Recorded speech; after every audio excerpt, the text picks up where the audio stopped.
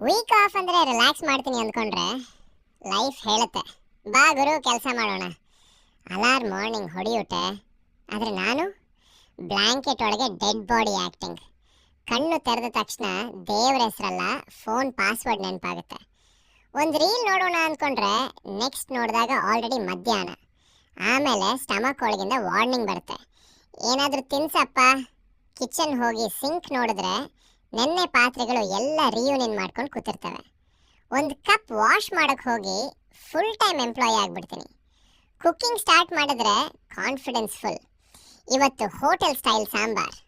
5 ನಿಮಿಷದ ನಂತರ ಇದು ಯಾವ ಸಾಂಬಾರ್ ಅಂತ ನನಗೆ ಕನ್ಫ್ಯೂಸ್ ಆಗುತ್ತೆ. ಸರಿ, ಏನೋ ಒಂದು ಅಂತ ಮಾಡಿಕೊಂಡು ತಿನ್ನೋದಷ್ಟೆ. ವೀಕ್ ಆಫ್ ಕೊನೆಯಲ್ಲಿ ಗೊತ್ತಾಗೋದು ಒಂದೇ, ಆಫೀಸ್ ವರ್ಕ್ ಈಸಿ ಗುರು, ಹೋಮ್ ವರ್ಕ್ ಡೇಂಜರಸ್.